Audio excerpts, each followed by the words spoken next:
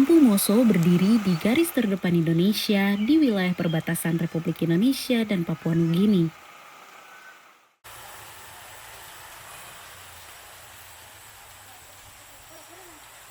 Salah satu kampung terjauh dalam wilayah layanan Puskesmas Kou, di mana jarak, akses, dan kondisi geografis menjadi bagian dari kehidupan sehari-hari.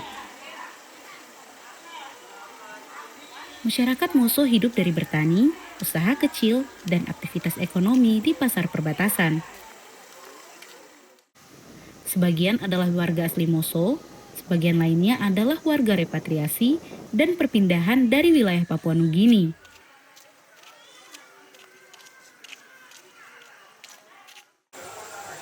Berbeda latar belakang, namun disatukan oleh satu kebutuhan yang sama, yaitu hak untuk hidup sehat dan akses terhadap pelayanan kesehatan yang layak.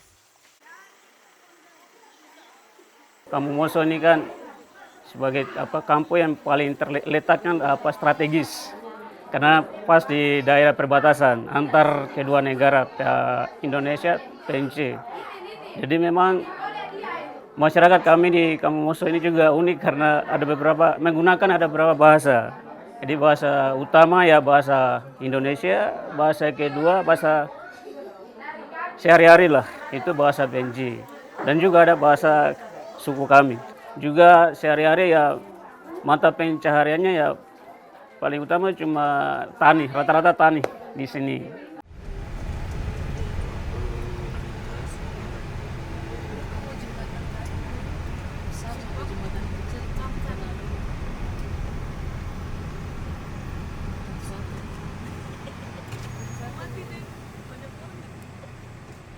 Di tengah keterbatasan akses, pelayanan kesehatan menjadi bagian penting dari keberlangsungan hidup masyarakat Moso. Diberitahukan kepada seluruh masyarakat Kampung Moso untuk segera membawa bayi balita ke posyandu untuk ditimbang dan dipantau keadaan kesehatannya. Terima kasih.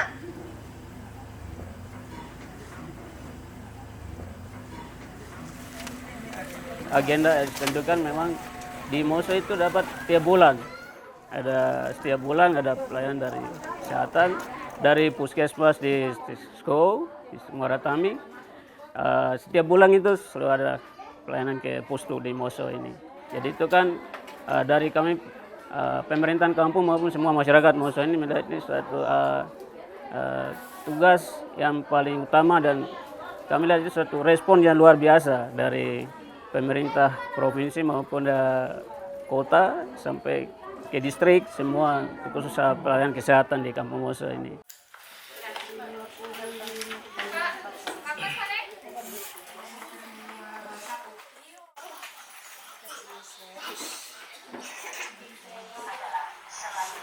Kesehatan paling utama di sini, sangat dibutuhkan karena memang pertama di sini juga termasuk daerah sarang atau penyakit malaria. Jadi memang kesehatan sangat dibutuhkan. Pertama ya adanya pustu atau puskesmas pembantu ini kan membantu sekali untuk mempercepat masyarakat dapat pelayanan, daripada masyarakat akan jalan tempuh berapa jarak harus pergi dapat pengobatan di rumah puskesmas induk dan lain-lain. Paling utama ya malaria. Malaria itu, terus diare dan lain-lain karena berkaitan dengan air bersih, karena di sini memang kita kendala di air bersih, ya banyak yang alami penyakit dan lain.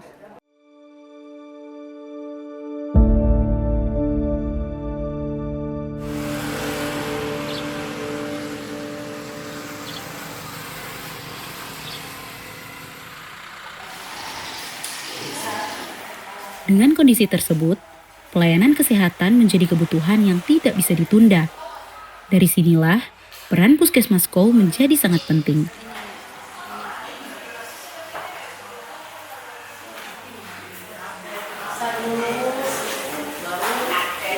Puskesmas Kou memiliki tugas dan peran puskesmas sesuai dengan Permenkes 19 tahun 2024, salah satu tugas dan peran puskesmas adalah melakukan pelayanan kesehatan di wilayah kerja.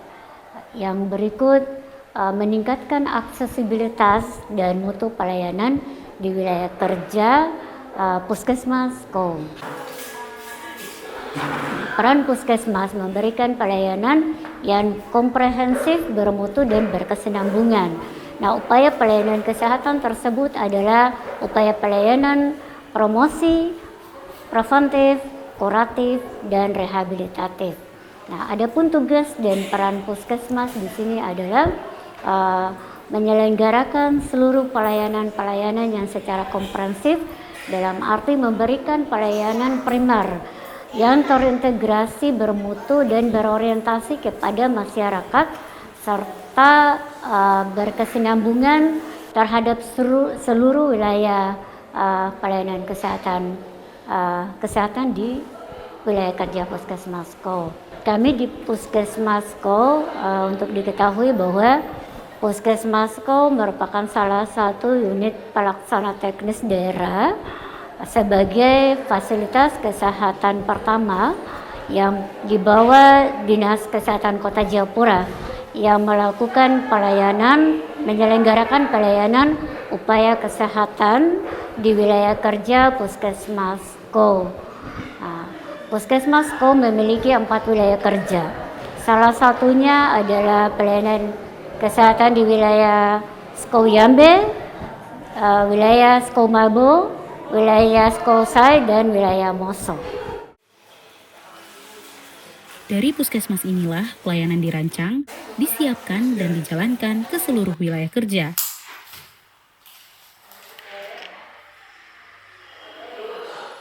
Tenaga kesehatan memastikan pelayanan tetap berjalan meski harus menempuh jarak yang jauh.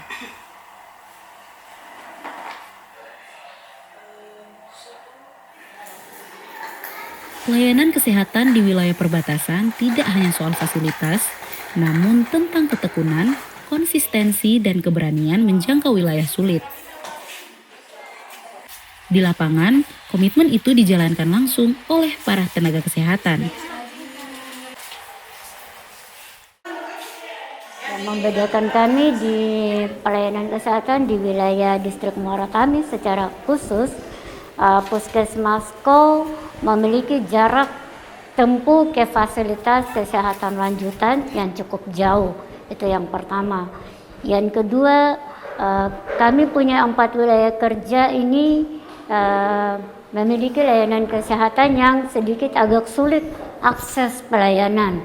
Salah satunya adalah di wilayah Moso.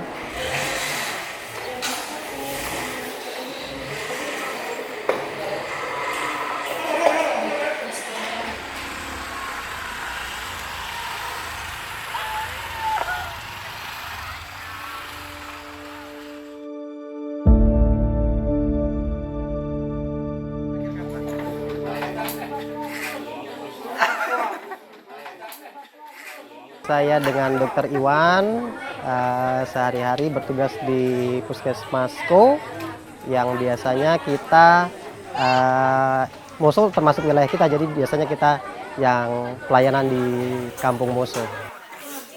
Saya di sini sejak tahun 2021. Cuma di Moso khusus untuk kebetulan saya penanggung jawab bina wilayah kesehatan di Moso. Untuk bina wilayahnya baru 2025. Untuk kepekaan terhadap kesehatan, yang pertama mereka butuh pelayanan kesehatan karena memang Kampung Moso salah satu kampung yang paling jauh dari perkotaan. Ya, jadi untuk masalah kesehatan mereka memang agak kurang terperhatikan. Cuma memang kami berusaha memberikan pelayanan semampu kami, sebisa kami untuk menjangkau sampai ke pelosok-pelosok. Hanya saja memang karena keterbatasan kita ya ada sedikit yang memang tidak bisa untuk kalau sampai ke ujung-ujung kita tidak bisa. Jadi apa yang bisa kita berikan kita berikan.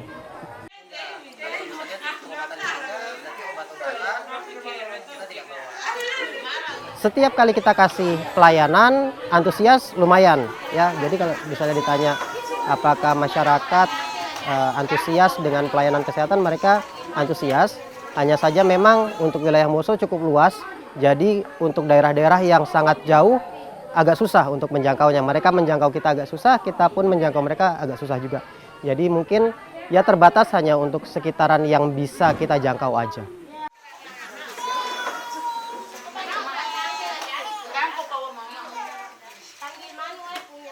Kita kalau turun biasanya banyak kegiatan. Kalau yang seperti ini biasanya kita turun, ini namanya posyandu. Nah, posyandu kita sekali turun kita posyandunya banyak. Jadi posyandu bayi balita, sekalian imunisasi, sekalian posyandu lansia, posyandu usia produktif atau posbindu. Jadi kita sekalian turun langsung banyak. Nah, cuma biasanya memang waktunya sedikit berbeda. Berbedanya di seperti kalau misalnya terkadang kan kalau yang posbindu atau usia produktif dan posyandu lansia itu orang dewasa.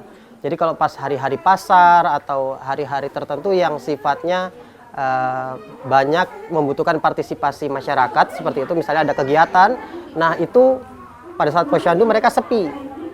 Nah jadi kita harus kadang menjadwalkan ulang. Nah tapi kalau posyandu bayi balita biasanya dia rutin setiap tanggal 15 seperti itu dia berjalan terus. Nah, apa aja yang harus dipersiapkan? Tergantung sebenarnya waktu pas kita turun. Kalau misalnya pas posyandu, kalau kegiatannya posyandu, berarti yang harus kita pastikan satu alat ukur, alat timbang. Jadi yang dipersiapkan lebih kepada untuk posyandu dan juga untuk screening. Nah, screening itu yang kita lakukan biasanya pemeriksaan. Seperti yang kalau teman-teman lihat ada pemeriksaan darah.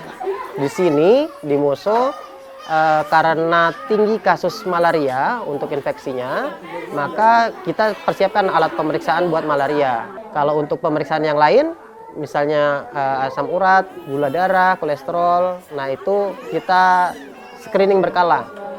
Ini tiap bulan kita lakukan. Terus juga penyakit-penyakit yang khas di daerah Moso itu rata-rata penyakit kulit. Nah, kenapa penyakit kulit itu di sini dominan? Karena satu masalah faktor air bersih. Jadi masyarakat masih banyak menggunakan air kali. Ini butuh perhatian khusus karena di Moso termasuk daerah yang sulit untuk dijangkau. Jadi pasien-pasien dengan kondisi seperti itu butuh perhatian yang setidaknya kita lakukan pemeriksaan berkala, kita lakukan kunjungan berkala. Kita pastikan tidak terjadi penularan terhadap keluarganya. Di balik pelayanan, ada kisah panjang pengabdian para tenaga kesehatan. Mengabdi sebelum di sini saya dulu di Puskesmas mulai tahun 2013. Jadi saya datang pertama kali di sini ikut suami, langsung ditugaskan di Pustu Moso. Pernah waktu itu menolong ibu melahirkan orang dari PNJ, melahirkan di kampung Skosai, itu melahirkan di tengah kebun gitu, di tengah kebun, jadi melahirkannya di kebun. Terus anaknya lahir masuk ke dalam liang, jadi tidak lahir di dalam rumah. Jadi dia masuk ke dalam liang, itu pengalaman pertama. Saya jadi di situ, potong ari-arinya di situ, di dalam kebun dan di liang itu. Itu pengalaman yang paling pertama kali ya, yang paling bikin apa ya, kok seperti ini gitu.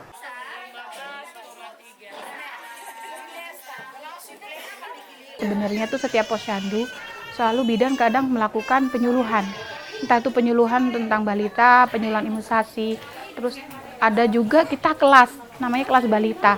Nah dulu itu juga ada kelas balita di Moso, tapi sekarang karena Moso jauh, jadi kita melakukan kelas balitanya di sekitaran wilayah Puskesmasko.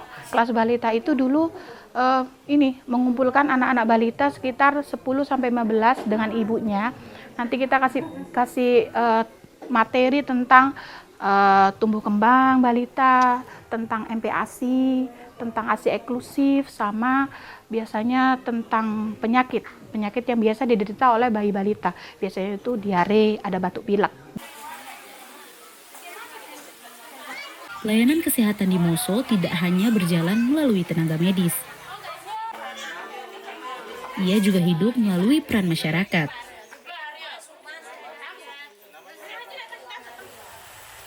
Di tengah keterbatasan akses dan jarak, kader kesehatan kampung menjadi penghubung utama antara pelayan kesehatan dan warga sekitar.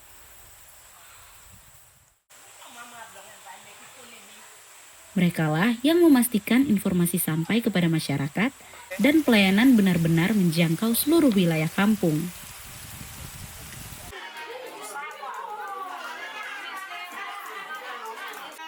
Kalau tugas kami di kampung sini, kalau setiap posyandu kita bantu-bantu ukur anak-anak, timbang mereka, bantu-bantu bidan dari suster dorong begitu.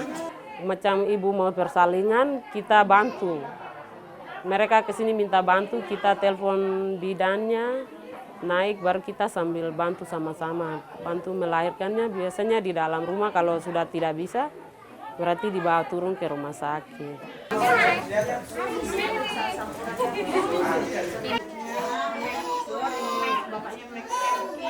Saya sejak saya masuk jadi kader tahun 2023. Ya kalau menurut saya juga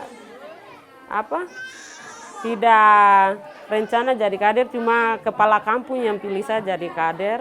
Ya terpaksa saya kerja untuk masyarakat saya di kampung, untuk bantu-bantu begitu. Bagi saya senang sekali kerja begini, saling membantu begitu, saya senang. Bantu anak-anak, kasih makan-makan, panggil mereka untuk posyandu, saya lebih senang.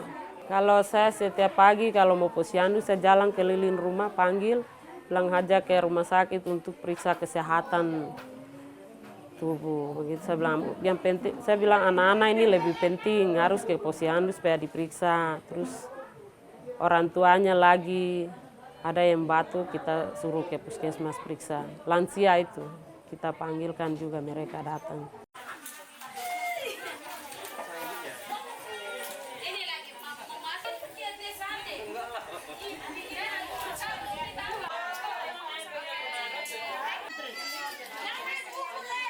Kalau saya sekarang, kalau untuk pribadi saya sudah tiap minggu, 1 minggu saya antar-antar PMT tambahan begitu, saya antar mulai hari Senin sampai Sabtu. Saya antar kasih makanan tambahan dari puskesmas. Kalau dinas ajarkan saya sebagai ini untuk cara mengukur anak-anak, cara untuk ibu hamil kasih pengeluhan begitu ke ibu hamil, cara begini untuk bayinya begitu, terus saya diajarkan begitu.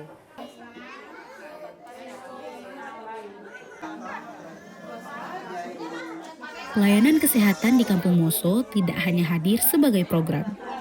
Ia hadir sebagai perubahan yang dirasakan langsung oleh masyarakat. Perubahan pada pola hidup, perubahan pada kesadaran, dan perubahan pada cara masyarakat memandang kesehatan sebagai kebutuhan utama. Kesehatan masuk ke sini, jadi mama lihat bagus, baik, begitu. Sekarang macam dulu tidak ada ini, sekarang ini baik. Mama tinggal di Pengke sana, kampung Pengke di sana. Tinggal sampai 2003, baru mama ke sini.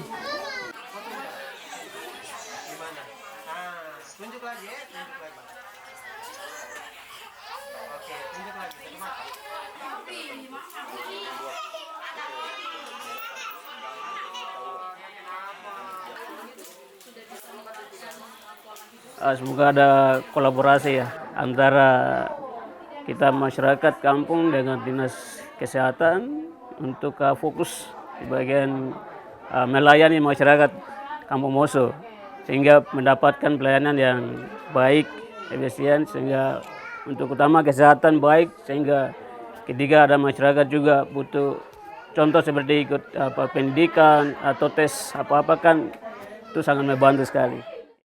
Harapan kami di puskesmas, salah satu puskesmas yang terjauh dari kota, artinya dia ada di letak perbatasan PNJ dan Indonesia. Kami punya harapan pemerintah, baik dari pemerintah pusat maupun pemerintah daerah, terus melihat, memberi perhatian khusus kepada kami di puskesmas yang menjadi beranda Indonesia, bahwa orang luar akan menilai Indonesia hanya dengan melihat puskesmas ini. Nah, sehingga butuh perhatian penuh oleh pemerintah pusat dan juga pemerintah daerah untuk pelayanan puskesmas. Harapan itu juga datang dari pengalaman langsung para tenaga medis di lapangan, dari mereka yang berhadapan dengan akses sulit, kondisi lingkungan, dan keterbatasan pelayanan. Ya, secara umum harapannya sih kualitas kesehatan meningkat ya di Kampung Muso. Cuma memang kita cukup sadar diri bahwa tantangannya sulit sekali ya, dari mulai masalah akses untuk ke sini, masalah lingkungannya ya. Jadi kalau harapannya kita pengennya kualitas kesehatan naik, terutama masalah kesehatan ya. Saat ini mereka masalah penyakit kulit yang tinggi, harapannya mungkin ke depannya dalam setahun 2 tahun sakit-sakit kulit mulai berkurang. Harapannya, karena saya sekarang udah nggak di Muso ya, tapi masih tetap melakukan pelayanan di Muso, mungkin ke depannya saya berharap ibu-ibu ini sadar gitu kalau kesehatan itu penting. Jadi kalau kita datang untuk posyandu tidak usah dipanggil, jadi kan ada jadwalnya tuh. Nah, kalau bisa mereka sudah datang seperti biasa untuk bawa anaknya timbang, ukur berat badan, tinggi badan, sama imunisasi. Kalau harapan saya, masyarakat sini harus sehat-sehat saja, harapan saya. Tapi begitulah, kalau orang mau datang, mau ini, kadang kita panggil ada yang datang, ada yang tidak datang. Itu yang saya juga macam jalan panggil, lalu tidak datang, saya marah, tapi ya biar sudah. Tapi masyarakat saya sini, saya belajari, ada yang mau datang, ada yang malas sendiri untuk datang ke. Padahal pihak kesehatan memang dong aktif di sini datang. Kalau harapan kami itu cuma di sini, kami mau ini cuma di puskesmas ini masih kosong. Jadi harapan saya macam ada suster yang bisa tugas ada petugas yang bisa mau tetap sama kita di sini. Itu saja harapan saya. Di sini kan kita kader saja yang tinggal, tapi tidak ada bidang yang tinggal sama kita lagi di sini. Jadi harapan saya maunya harus ada bidang ada dokter perawat satu tinggal di sini biar bantu-bantu kami di sini di kampung. Itu harapan saya. Pelayanan kesehatan di Kampung Muso adalah tentang keberanian menjangkau yang jauh, tentang ketekunan menghadapi keterbatasan, dan tentang komitmen. Di wilayah perbatasan, pelayanan bukan hanya soal jarak, tetapi tentang kehadiran, kepedulian, dan tanggung jawab. Karena setiap warga, di titik terjauh sekalipun, berhak atas pelayanan kesehatan yang layak.